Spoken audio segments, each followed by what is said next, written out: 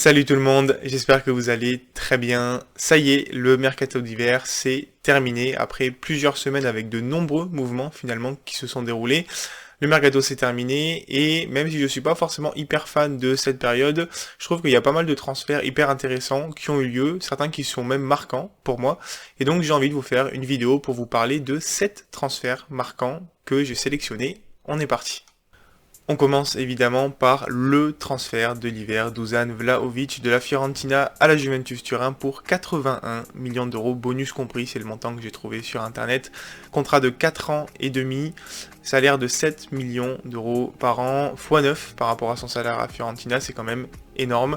Mais c'est un joueur aussi qui est exceptionnel, de la trempe des Haaland, des Mbappé, 1m90, aussi bien à l'aise dos que face au jeu, très rapide, déjà une bonne technique, une super frappe, on l'a déjà vu marquer sur coup franc, très à l'aise dans les duels, notamment de la tête de par sa taille, une très forte personnalité, voilà, comme Haaland ou Mbappé, c'est des joueurs d'avenir, très jeunes, forte valeur marchande, c'est aussi un joueur qui marque beaucoup, 20 buts en 24 matchs la saison passée, 21 buts en 34 matchs cette année, et on espère qu'il va pouvoir assumer son nouveau statut dans l'un des plus grands clubs d'Italie, qui a besoin de se relancer aussi, qui est dans une passe pas forcément facile, même si ça va mieux dernièrement. Mais c'est aussi un transfert qui est marquant, puisque c'est encore un transfert de la Fiorentina à la Juventus, sachant qu'il y a une forte rivalité entre les deux clubs, et que dernièrement, la Fiorentina a vendu pas mal de joueurs à la Juventus, on peut penser à Bernardeschi et bien sûr Chiesa, et donc les supporters l'ont très mal pris, et s'en sont pris finalement à Vlahovic et à la direction de la Fiorentina. Donc voilà, on va un petit peu voir quel sera l'accueil de Vlahovic lors du prochain Fiorentina-Juventus, ça risque d'être assez chaud. Quelques mots sur le remplaçant de Vlahovic qui a déjà été trouvé à la Fiorentina, c'est Arthur Cabral, le Brésilien de 23 ans, acheté 16,5 millions au FC Bâle en Suisse. Il sort de 2 saisons et demie en Suisse où il a très bien performé, notamment cette année où en 31 matchs, il a déjà marqué 27 buts et délivré 7 passes décisives. Et on parle notamment de 13 buts en 12 matchs en Conference League, donc il a également l'expérience européenne. C'est un joueur qui a un profil un petit peu similaire à Vlahovic, grande taille, 1m86 et à l'aise dans tous les compartiments du jeu. Donc je trouve que à ce prix-là, la Fiorentina s'en sort vraiment bien. Cabral n'est pas forcément encore Vlahovic, mais ça reste un joueur de qualité et dans l'histoire, la plus-value pour la Fiorentina est de 60 millions d'euros, donc très bon mercato pour la Fiorentina pour moi. Le plus gros pari pour moi, c'est celui de Luis Diaz en provenance de Porto à Liverpool pour 45 millions d'euros plus 15 de bonus. D'un côté, c'est un pari pour Liverpool qui est en train de recomposer son attaque. Si Salah devrait potentiellement se prolonger avec Liverpool, Firmino et Mané devraient s'en aller cet été, il y a une attaque à recomposer. Et pour Luis Diaz, c'est une superbe histoire qui continue. Il a été reconnu en 2015 lors de la Copa América des peuples indigènes en Colombie, pour lequel donc il représentait la Colombie. Il était capitaine, il a notamment marqué 2 buts, et donc suite à ça, il a pu intégrer le club de Barranquilla en D2 colombienne. Il a finalement joué ensuite à l'Atlético Junior en D1 colombienne, et en 2019, il arrive à Porto, chez qui donc il a fait 2 saisons et demie, après 2 premières saisons plutôt pas mal quand même, où il tourne à peu près à 8-9 buts et 2-3 passes décisives sur la saison. Cette année, il a tout simplement explosé avec 24 matchs, 16 buts et 4 passes décisives. En plus de ça, il a quand même une solide expérience européenne, 3 saisons européennes, une en Europa League et 2 surtout en Ligue des Champions, dont celle de cette année. Donc je pense que c'est un apport assez incroyable pour Liverpool, notamment parce que Klopp, c'est quand même un manager qui sait faire progresser les jeunes. On l'a vu avec Mané, Firmino, Salah ou encore Jota dernièrement. Et donc je pense que le fit peut être vraiment très sympa, mais il va falloir assumer ce transfert à près de 60 millions d'euros pour Luis Diaz, qui a déjà 25 ans, donc quand même pas mal d'expérience, j'ai hâte de voir la suite. Forcément, je me dois de vous parler du transfert de Guimarães à Newcastle, qui est finalement le plus gros transfert de Newcastle. On s'attendait à un mercato incroyablement dépensier pour Newcastle, alors certes, ils ont dépensé plus de 100 millions d'euros quand même, c'est pas rien, mais ils n'ont pas non plus recruté des stars à tous les postes. Au contraire, je trouve qu'ils ont fait un recrutement plutôt intelligent. Dans un objectif de maintien, ils sont allés chercher des joueurs qui sont expérimentés, notamment en première ligue. On a Kieran Trippier, donc qui avait joué avec Tottenham, également Chris Wood, Matt Targett de Aston Villa, Dan Burn de Brighton, et finalement Bruno Guimarães, donc qui part de Lyon pour 42,1 millions d'euros plus 8 de bonus, c'est le dernier montant que j'ai trouvé sur internet.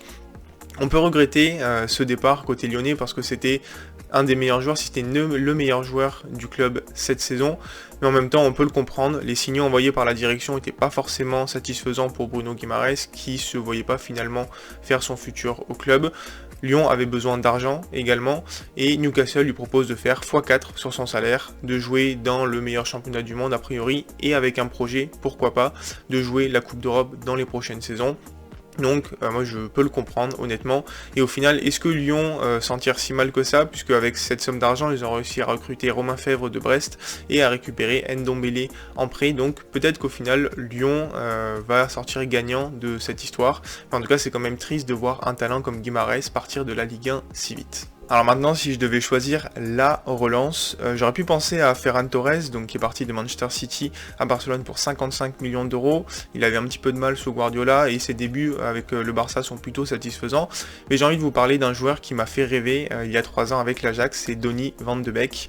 Voilà, il n'a jamais réussi à s'imposer à Manchester United, recruté 40 millions d'euros il y a 2 ans. Il enchaîne surtout les bouts de match. Bruno Fernandes, McTominay ou encore Fred lui sont préférés en général. Il n'a jamais réussi à s'imposer. Le changement de pays et le montant de son salaire ont peut-être été compliqués à gérer. Et donc il va se relancer avec un prêt sans option d'achat pour le moment à Everton, qui a notamment un nouveau coach, Frank Lampard. Alors ils n'ont pas exactement les mêmes profils dans le jeu, mais c'est quand même un ex-joueur qui a joué il n'y a pas si longtemps et qui peut apprendre pas mal de choses à Van de Beek, je pense. Voilà, j'espère qu'il va se relancer. Il est encore jeune, il a que 24 ans. Finalement, Van de Beek, il a encore tout le temps devant lui, mais il n'a plus vraiment le droit de rater non plus 1-2 saisons comme ça. J'ai aussi envie de penser à Dele Alli, donc qui a rejoint Everton en provenance de Tottenham et qui doit aussi se relancer. Après une blessure en début de saison 2019-2020, il n'a jamais trop réussi à revenir à son niveau d'avant. Il y a aussi eu des problèmes comportementaux de ce que j'ai compris, et donc il part se relancer à Everton dans un contexte qui est pas facile, hein, comme pour Van de Beek. Il rejoigne un club qui vient de changer d'entraîneur, qui est 16e de Première Ligue si je dis pas de bêtises, qui joue le maintien alors que l'effectif est pléthorique. Il y a beaucoup de joueurs de qualité, donc c'est pas forcément le meilleur endroit pour se relancer, mais qui sait, ça peut marcher. Everton qui a par contre fait un très beau coup du côté des jeunes avec le jeune Mykolenko recruté 23 millions d'euros au Dynamo de Kiev. Le latéral, j'espère, pourra s'imposer en Angleterre. Alors je pourrais vous parler d'Alvarez qui rejoint Manchester City à 20 ans pour 18 millions d'euros, mais il y a une autre pépite qui est arrivée en Allemagne cette fois, qui passe un petit peu sous les radars, c'est Jonas Wind. J'espère que je le prononce bien. Je l'avais présenté il y a quelques temps quand je vous parlais des pépites qu'il faudrait suivre pendant l'Euro 2020. Il avait fait un Euro plutôt pas mal, et surtout depuis il continue d'enchaîner avec Copenhague. Il en est donc à sa 5e saison en professionnel avec Copenhague, et il enchaîne d'ailleurs plutôt des bonnes saisons, hein. 17 buts en 32 matchs l'année dernière, 11 buts en 27 matchs cette année, et donc il va rejoindre Wolfsburg pour 12 millions d'euros. Il profite en fait d'un petit peu d'un jeu de chaise musicale, puisque Chris Wood étant parti à Burnley, Burnley a décidé de recruter l'attaquant de Wolfsburg Weghorst pour quelques millions d'euros, et donc finalement c'est Jonas Wind qui va profiter de cette situation, qui quitte Copenhague. J'espère qu'il va pouvoir s'imposer en Allemagne. Il a quand même un solide CV déjà à 22 ans, il est international danois et il a fait plusieurs saisons en Coupe d'Europe avec Copenhague. Voilà, je pense que c'est un championnat qui devrait lui convenir et c'est encore un bon recrutement pour Wolfsburg, je trouve. Le transfert bordélique de cet hiver, c'est clairement Aubameyang au Barça, donc partie libre d'Arsenal hier. Il rejoint normalement le Barça aujourd'hui, ça devrait être officialisé avec une baisse de salaire. Voilà, c'est une histoire un petit peu triste pour moi, ça se finit pas très bien en fait avec Arsenal. Il jouait plus depuis quelques semaines voire quelques mois pour des soucis notamment comportementaux, alors qu'il avait re-signé il y a pas si longtemps avec un salaire faramineux à la semaine, donc c'est encore pas mal d'argent perdu par Arsenal dans l'histoire. Dernièrement, il est un petit peu dans l'œil du cyclone, notamment à cause de la CAN où avec Limina, ils ont été sortis de la sélection pour des histoires comportementales, de ce que j'ai compris. Et donc finalement, il rejoint le Barça en sortant par la petite porte à Arsenal, alors que quand même en 180 matchs, il a marqué 99 buts, il a notamment remporté la FA Cup avec Arsenal, donc il a quand même fait de belles choses avec le club. Moi j'oublie pas tout ça, même si je suis assez triste de le voir partir de cette manière. Le transfert un petit peu romantique de ce mercato pour moi, c'est Aaron Ramsey qui file en prêt de la Juventus au Glasgow Rangers, un prêt avec option d'achat. Je trouve ça assez romantique parce que voilà, le Gallois était parti d'Arsenal en 2019 à la Juventus. Il a joué 70 matchs, je crois, à la Juventus en 2-3 saisons. C'est pas non plus mauvais, hein, mais il avait des hauts et des bas avec le club. Et finalement, il décide de relancer un petit peu sa carrière au Glasgow Rangers. Il va pouvoir connaître les ambiances incroyables écossaises dans un club voilà, qui joue tout le temps la gagne du titre, qui joue tout le temps les coupes européennes. Et il y a surtout une double confrontation contre Dortmund qui l'attend dans quelques semaines. Voilà, je trouve que c'est un transfert assez rafraîchissant. À son âge, il aurait pu choisir de partir dans un championnat exotique et choper un pactole. Finalement, il va aller découvrir les chaudes ambiances de l'Écosse dans un club donc, qui joue le titre tout le temps. Et voilà, j'espère qu'il va pouvoir se relancer et qu'il va profiter surtout de cette expérience. Et je termine forcément avec mon coup de cœur, Eriksen à Brentford. On n'oubliera sûrement jamais ce terrible moment au début de l'Euro 2021 où Eriksen s'est effondré sur le terrain, victime d'un malaise cardiaque. Finalement, il s'est fait poser un pacemaker et donc il va pouvoir continuer sa carrière, ce qui est déjà une super nouvelle. Il s'est entraîné pendant quelques temps avec l'Ajax et finalement donc il signe chez les Bees de Brentford. C'est une destination assez logique finalement pour le Danois de 29 ans. Parce que Brentford, en fait, c'est le club anglais le plus danois qui puisse exister. On rappelle donc que son propriétaire, c'est Matthew Benham, qui est également propriétaire du club danois de Midtjylland, que Rasmus Ankersen, un danois, est le directeur du football, et l'entraîneur, Thomas Frank, est danois également. Si ça vous intéresse, j'avais fait une vidéo sur Brentford, justement, il y a quelques mois, je vous la remets en description, elle va s'afficher quelque part en haut. Et donc je trouve que c'est un super choix de carrière pour Eriksen, qui prend pas tant de risques que ça, hein. Il part pour 6 mois, donc il avait dû résilier avec l'Inter Milan, parce que en Italie, on peut pas jouer sous pacemaker, et donc j'espère qu'il va pouvoir apporter toute son expérience de la Première Ligue, lui qui a connu tellement de bonheur avec Tottenham il y a quelques années. Il devrait bien aider Brentford dans son objectif de se maintenir pour sa première année dans l'élite depuis très longtemps. Et donc j'en profite pour terminer cette vidéo. Voilà, c'était les 7 transferts les plus marquants dont j'avais envie de vous parler. Il y en a d'autres sûrement qui vous ont marqué. Si c'est le cas, n'hésitez pas à me le dire en commentaire. Je vous pose également cette question. Quel est pour vous le transfert le plus marquant ?